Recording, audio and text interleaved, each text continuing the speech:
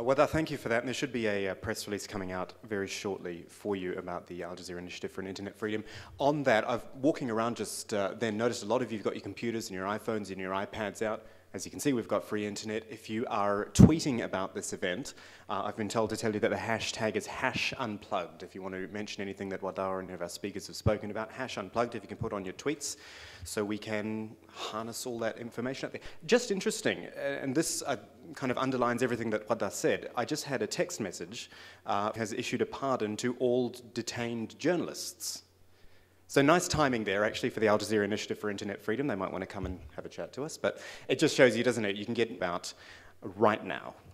So let's move on. Our first segment for the day is the future of media, and we've got 4 speakers who are going to give around 20-minute speeches, and we're really looking forward to all of them. Joshua Benton. Joshua, where are you? Come on up, Joshua, while I introduce you. Give him a round of applause.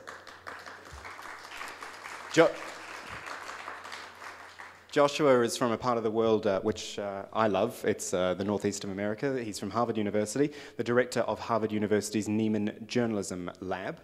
And I love this, a former investigative reporter, columnist, foreign correspondent, and rock critic for the Dallas Morning News. So you've pretty much covered it all then. Joshua Benton, who is going to be speaking on the social web.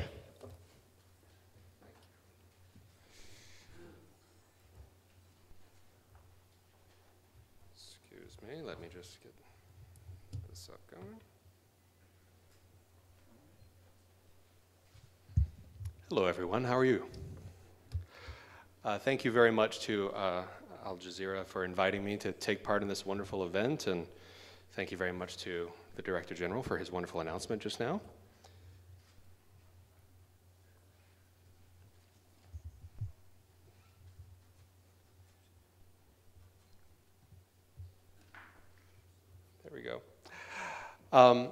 You know, in the United States, we often hear that if you want to see what the future is going to look like, come to a place like Doha or a place like Dubai and see where the future is being constructed, to see what it's going to look like. Well, I think in the specific case of news organizations and the transformations going on in news organizations, the future is happening now really in the United States, where the disruption that is happening for traditional news organizations and their business model is rapidly advanced into really substantial systemic disruption.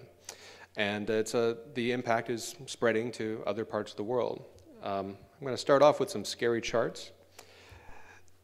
This is a chart of the American newspaper industry and how much money it makes over time. The blue bars are in nominal dollars, the red bars are in real inflation-adjusted dollars.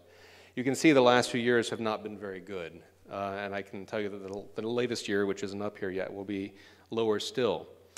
Now, you see this drop off. There are a number of things behind it. Aside from the advertising revenue end of business, you've also got the fact that there are many fewer newspapers being purchased in America than ever before. This is the number of newspapers purchased per every 100 households, a number that has been dropping quite dramatically for some time. Notice this isn't something you can blame on the internet. This is something that has gone on since World War II. So maybe all these readers they're abandoning newspapers, but maybe they're shifting to American newspaper websites. Well, actually, no, they're not. This is the time spent by month on American newspaper websites, and it continues to decrease just about every month. If you want to, the average American internet user spends an average of about 8 to 12 minutes per month on his local newspaper website.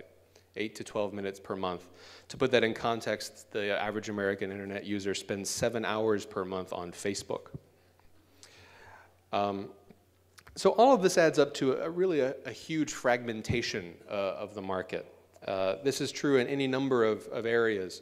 Not just in news, it's also true in broadcast news, it's true in other broadcast media, it's true in music. The #1 music album on the charts in the United States this week sold just 60,000 copies. It wasn't that long ago that to be #1 on the charts, you might need 200,000 copies, 500,000 copies to be #1. And cable and satellite have long ago shredded what used to be a few options among viewers. If you saw the announcement of Google TV a couple days ago, They're aiming to bring the infinite splintering of the web to television, making television programs just one other kind of video content alongside YouTube videos and everything else that exists in video form. You know, the tools of the production used to be in the hands of just a few, and now they're in the hands of the many.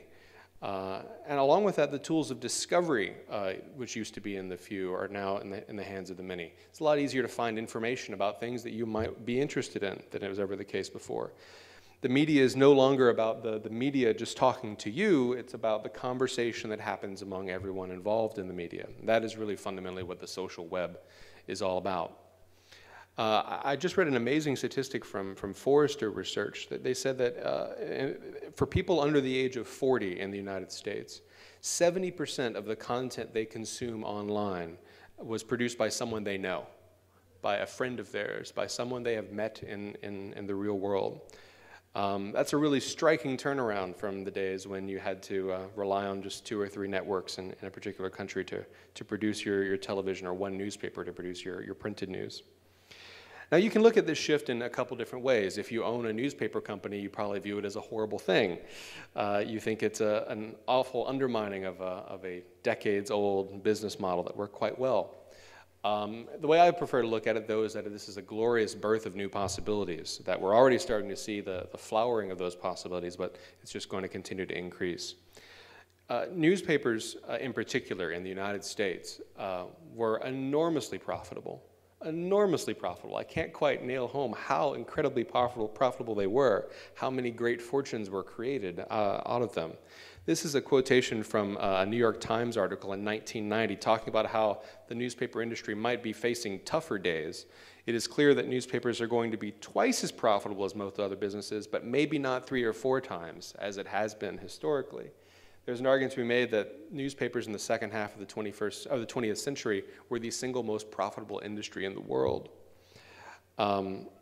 Now, some of that money went to creating very wealthy newspaper owners, but some of it went towards hiring reporters and paying them to do important work. It paid for foreign bureaus, it paid for investigative reporting, and those things are really expensive. If you look at it on a pure cost-benefit analysis basis, those are not profit-making positions. People did not buy my old paper, the Dallas Morning News, because it had a reporter in Moscow or in Berlin or in Jerusalem. That wasn't what was making the money. But on the flip side, gosh, there's just a ton of great stuff being created, and it's been unleashed by this process, this loosening up of the access to publishing online. Some of that resembles traditional journalism, but lots of it doesn't. And even journalists tend to want to define their work down as it faces increased competition. I've seen any number of reporters say, that's not journalism, that's not journalism. What they've typically done in that process is defined away all the profitable parts of the business and left behind the not so profitable core, which makes it a real struggle to create a business model. Even if it doesn't resemble traditional journalism, what goes on in the social web is that maybe your friend's telling you what they're up to or what they're reading about or what they've learned. That sort of personal information can be incredibly valuable and can be a source of information towards other forms of media. A lot of people learn about a particular news story, a particular form of media, by hearing about it from their friends on Facebook or via an email or actually just in real life. The sort of technological shifts that are causing these shifts are not new. Technology has always shaped the way that information is created and shared. I mean, you go back to the days of the scribes, when Gutenberg came along, that created not just a different kind of distribution, but a different kind of media. Different kinds of books were created that were not going to be created under a scribal method. Different forms of media that wouldn't have existed before. In the late 1800s, the invention of the rotary press enabled newspapers to produce in much larger quantities than they ever had before.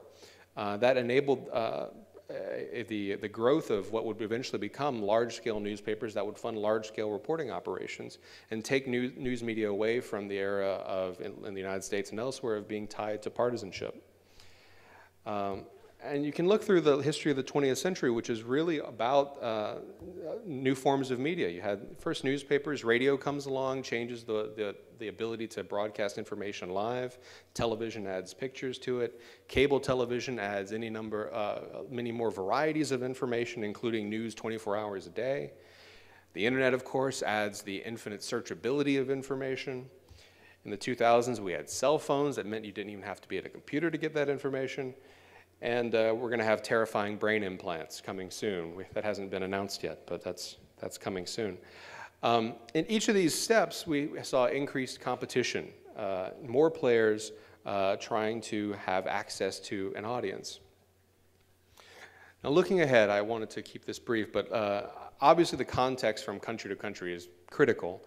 Some countries are still making large gains in literacy, which means that printed media are doing quite well. India being a great example of this. Other nations have had news models that never made the kind of huge monopolistic rents that newspapers in the United States did, so they aren't facing the same kind of disruption.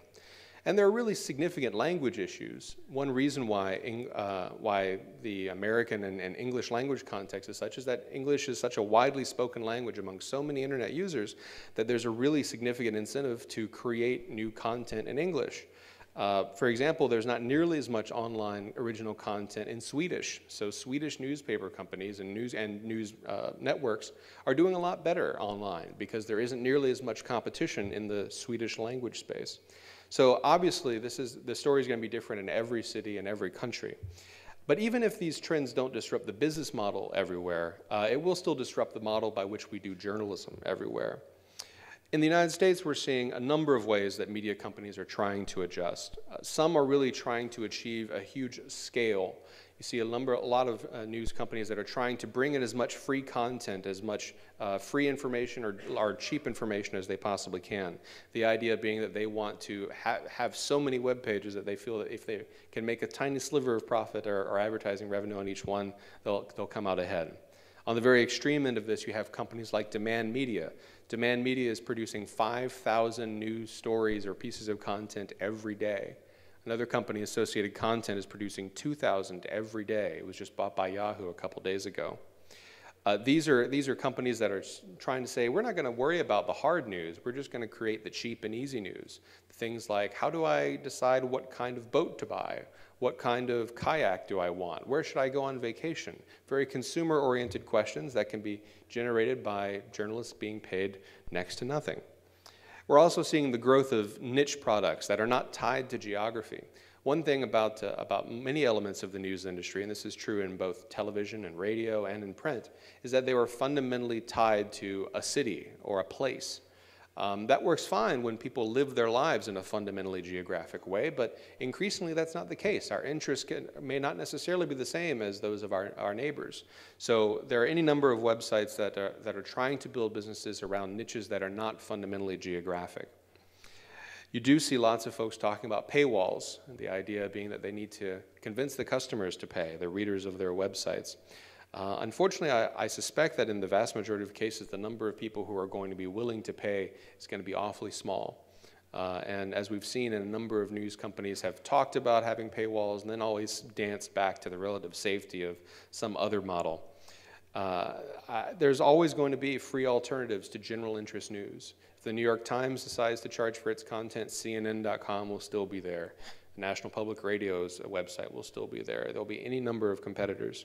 So it's going to be very difficult to go that route, I believe. If you want to have an overriding metaphor for what I think is going on, think of news as transitioning from being a manufacturing industry to being a service industry. When you think of manufacturing, big presses, trucks, lots of gasoline being used to drive newspapers around, these sorts of things. What do manufacturing businesses have in common? They typically have major sunk investments in infrastructure, big broadcast towers, things like that. The talent, the journalists in this case, is only a relatively small portion of the business. In an average American newspaper, only 15% of the budget ever went to journalists. You have incentives to create scale and to create mass production. And in a lot of cases, you target the prices of your goods quite low in order to reach a very broad market. But contrast that with what you see in a lot of service industries. Think of lawyers or accountants or consultants. Rather than focusing on a mass audience, they tend to be focused on very individual needs. What do you as a client need? It's a bespoke industry.